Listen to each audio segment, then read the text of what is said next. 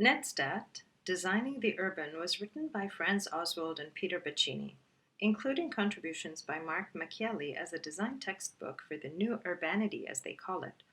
The book sets out to identify guiding principles to the design of contemporary cities, and though their notion of a contemporary city is more European and North American, the fundamental features are spread throughout the world's cities. But let's dissect this German word first, Netzstadt. Netzstadt literally means net city, as in the overall approach to city planning and design as pointed out by Arvo's book review in Urban Design International. Netz in German means network, so it is both a metaphor and a model that is relied upon to perceive, analyze, and interpret urban systems, in addition to being an approach to the organization, intervention, and planning of urban systems. Take a look at Franz Oswald first. Franz Oswald is a Swiss architect and city planner born in 1938. He was a professor of architectural design in 1993 until his retirement 10 years later, and is a former dean of the Faculty of Architecture at the Swiss Federal Institute of Technology, ETH Zurich, until his retirement in 2003. He studied philosophy, literature, and art history at the University of Bern and the University of Zurich before studying architecture at ETH Zurich. In 1995, together with Peter Baccini, he initiated the transdisciplinary research project based on the Netzstadt to address three interrelated topics: high standards of city form, sustainable management of resources, and scenarios for restructuring urban regions. Now looking at Peter Baccini, born in 1939, Peter Baccini is a Swiss natural scientist and the co-author of the influential book Metabolism of the Anthroposphere. He's a professor of resource and waste management at the Department of Civil, Environmental, and Geomatic Engineering at ETH Zurich, which is also where he obtained a degree in natural sciences and his doctoral degree. His work focuses on resource management in urban areas and includes research on urban development and sustainable metabolism in Switzerland, as well as long-term behavior of sediments from thermal waste treatment. He also heads a research department at the EWAG, the Swiss Federal Institute for Water Resources and Water Pollution Control. Oswald and Baccini together authored Netzstadt, Designing the Urban, which was published in 2003 as a transdisciplinary approach to city planning and design that bridges architecture with natural science to bring creativity and beauty in the city. It does not propose a model solution, but instead the Netzstadt is a model that is guided by design principles and checks against criteria of urban quality. Netzstadt is also a method that demonstrates how a combination of morphological and physiological tools can be used in the long process of redeveloping or reconstructing the city, and uses indicators as measures for this analysis. Designing the Urban follows the Netzstadt method in 5 methodological phases or steps. First, an identification of the urban system in the model, then 3 analytical steps that structure the system into selected activities, shape it on the basis of key resources, and represent it according to types of territories. And then the final stage is an evaluation according to the urban quality criteria. Urban systems consist of 3 elements: nodes, connections, and borders. Nodes are locations marked by high density of people, goods, and information. Connections represent flows of these people, goods, and information between nodes. And borders are the spatial, temporal, or organizational demarcations of the system and are also called the perimeter or the scale of the urban system. Elements of the urban systems are designed or redesigned using 4 leading principles for the long-term process of redesigning the city, and are shapeability, sustainability, reconstruction, and responsibility. Let's take a look at their definitions and the key questions these principles raise. I'll be quoting from the book every now and then when definitions are involved. Shapeability. The principle of shapeability requires us to perceive individual states of urban development within the differentiated criteria of space and time. Urban cultures develop within the dimensions of space and time. Against this backdrop, the central question relating to the goal of shapeability can be formulated as: taking everyday life and history into account, how can the architecture of the contemporary city be designed to renew and enhance the quality of life in a meaningful way.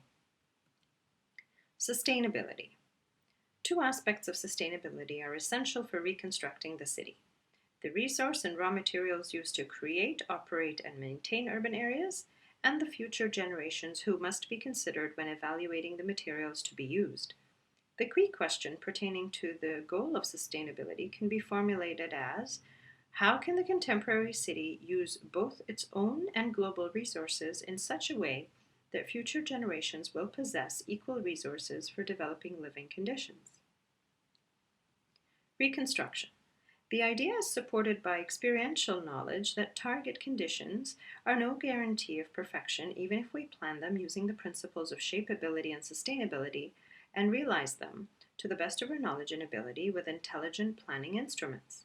Even if we have the best intentions when reconstructing the city, we will make mistakes and build structures that future generations will deem unsuitable or defective. But only reconstruction replaces or improves these errors. The central question pertaining to the goal of reconstructing the city is: what scenarios, strategies, and projects can we use to change the contemporary city to achieve the goals of shapeability and sustainability? Responsibility. Any attempt to reconstruct the city will be based on the decisions of interested players. All decisions entail taking responsibility. The parties must also take responsibility for the context within which the part of the city to be reconstructed is embedded, independent of its size and function. There is no automatic process for regulating decisions and actions linked to this assumption of responsibility.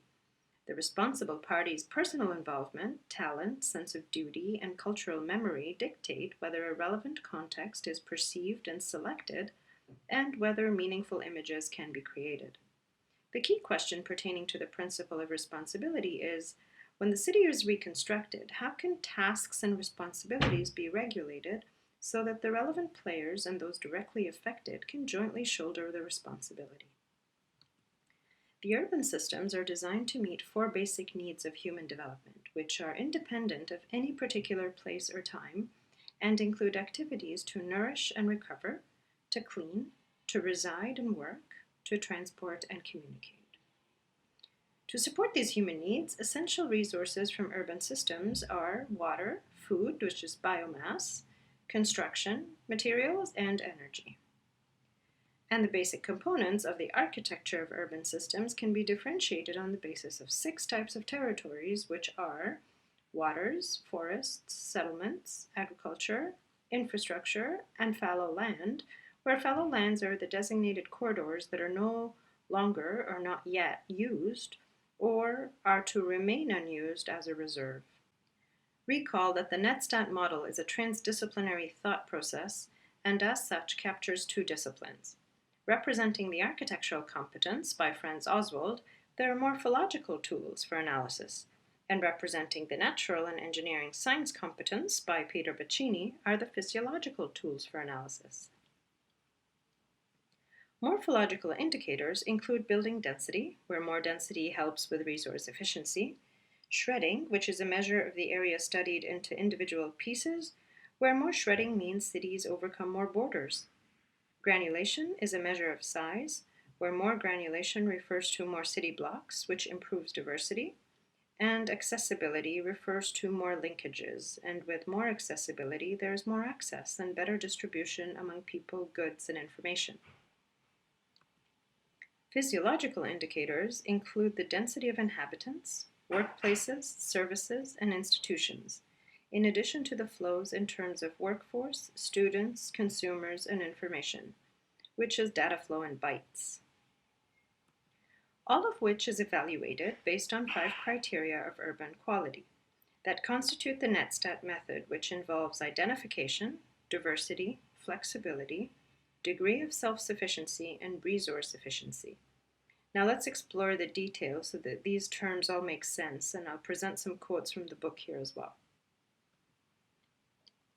Identification. Identification refers to the identifying characteristics of an urban system communicated by various media. These characteristics create orientation and order within space and time and are therefore essential for urban existence. Identification in this sense is a gauge of the urban system's ability to provide people with unmistakable images or icons of its essential features to which residents can relate and which create a sense of home, security, appeal, well-being, and creative inspiration. These images must enable residents to distinguish themselves from all other people and capture the essence of their lifestyle.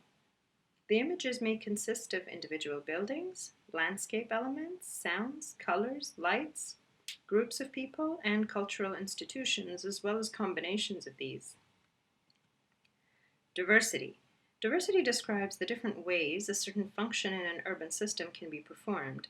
For example, the different ways people can be fed and transported, a house built, or a consumer product manufactured. A certain degree of morphological and physiological diversity is vital to life. The same functions are manifested in various ways.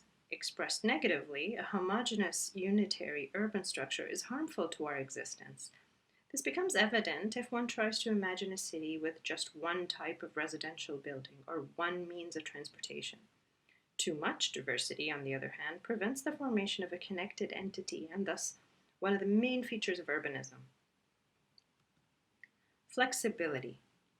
Flexibility describes the system's ability to handle internal and external change in two ways.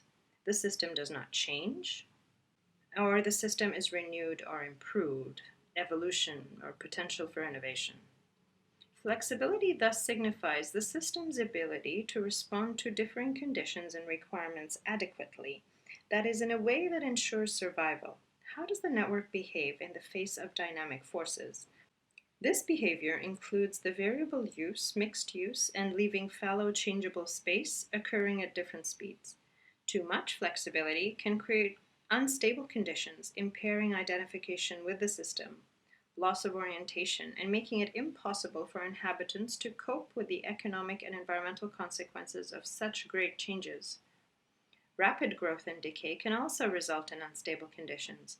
The flexibility of urban systems must be studied over longer periods of time and can only be understood dynamically. Degree of self-sufficiency. This describes the relationship between available regional resources and the resources that the region requires to meet its needs. This relationship determines the physical relationship between the region and its hinterlands. The goods relevant for this relationship are primarily vital resources such as water, food, construction materials, and energy sources. A degree of self-sufficiency of 1 or 100% means in theory that a region is autonomous. However, from an economic viewpoint, regions with a high or low degree of self-sufficiency can cultivate a busy exchange of goods with their hinterlands. The term hinterlands is used here to describe all the systems situated outside the observed urban system and interacting with it. Resource efficiency. In a nutshell, resource efficiency denotes the relationship between the quantity of a resource utilized and the quantity that is available. It thus describes the relationship between the resource consumption of an anthropogenic activity, like the transport of people, food preparation, housing, and the area, energy, and materials necessary for it. This observation of physical efficiency complements the cost-benefit analysis common in economic study. The greater the efficiency, the more powerful the system, provided that a high degree of physical efficiency is economically advantageous. It is important to realize that increased efficiency can be achieved not only through technical improvements, but also through behavioral changes. Indeed, the process of designing the contemporary city involves a redesign of the existing urban elements and is a long process of reconstructing the city. Reconstruction means launching an intelligent experiment in a democratic society in order to ensure the survival of the contemporary city. We cannot foresee the final state of this process. We are defining the quality goals of a new regionally customized urban life. Customization means that every society consisting of several million people must, for instance, develop concrete ideas on where they will obtain water, food, material, and energy over the long term without depleting regional or global resources, ideas on how they will renew experiential knowledge, promote creative capabilities, and create symbols, without poisoning their relationship to their own origins or disrupting global communication.